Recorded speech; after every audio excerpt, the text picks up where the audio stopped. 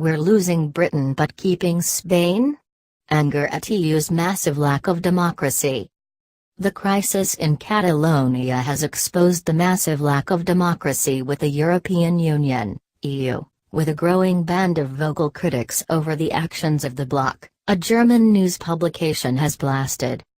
Ever since the independence referendum held on October 1, which was disrupted by baton-wielding Guardia Civil and National Police who also fired rubber bullets into the crowds of people attempting to vote, a growing number of people have hit out at the EU's top apparatchiks.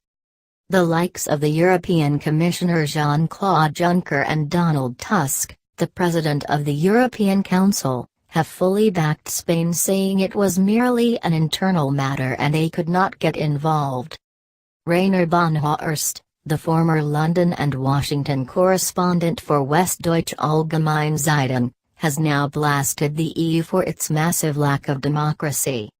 Writing for Digg.com, Mr. Bonhorst wrote, "The EU itself suffers from a massive lack of democracy. There is a certain logic that the Spaniards are inside the European Union and the British will soon be out." He said, "The Catalan rioters end up in jail and their boss, who has fled to Belgium, is being sought with a European arrest warrant. Is that the Europe of today? That we put politically defiant people in jail for years?" Mr. Bonhorst also argued that the EU needed seasoned Democrats such as Britain in the bloc and it should be Spain that should be leaving.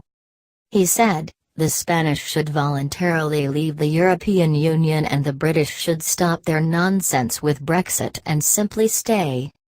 Therefore, Spexit instead of Brexit. The EU needs seasoned Democrats. Europe can do without buffaloes that rush towards each other with lowered heads." Mr. Bonhorst is among a growing band of critics who have attacked what they perceive as the complete lack of democracy within the EU institutions. Dr. Mark Wolfram, writing in the Financial Times recently, said that the European leaders were still haunted by events in Yugoslavia and the role they played in its destruction. He wrote, "The European project was founded on trying to overcome the violent competition among its various national communities. European elites always blamed the Yugoslav crisis on the lack of democracy, but Spain demonstrates again that even a reasonably functioning democracy is no protection against secessionist passions." The ousted Catalan President Carles Puigdemont has also taken a veiled swipe at the EU leaders. Writing in today's Guardian, Mr. Puigdemont wrote, "Catalonia is right now the only territory in the European Union that has been denied the supreme law its citizens voted for, the parliament that its citizens elected, the president that this parliament elected, and the government that this president appointed in the exercise of his powers." Assumpció Layla, a former politician with Catalonia's Democrats Party, was less diplomatic, saying after the arrest and detention of a number of Mr. Puigdemont's ministers. She said, "This is an unjust situation in which they are being investigated for facilitating democracy. I don't understand how Europe can look away from democracy." The EU has also come under fire from Russian Foreign Ministry spokeswoman Maria Zakharova, who posted on her Facebook page, "Is this the Europe that wants to talk to us about the Crimea referendum and upholding rights?"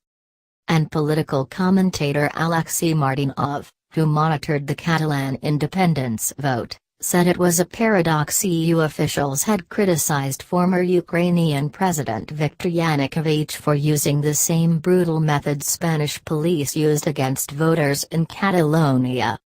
He told Russian news agency Interfax, if they told Yanukovych 4 years ago that he could use the same methods that are being used in Barcelona, that such methods are European, I believe that there would be none of the horrible events that later took place in Ukraine.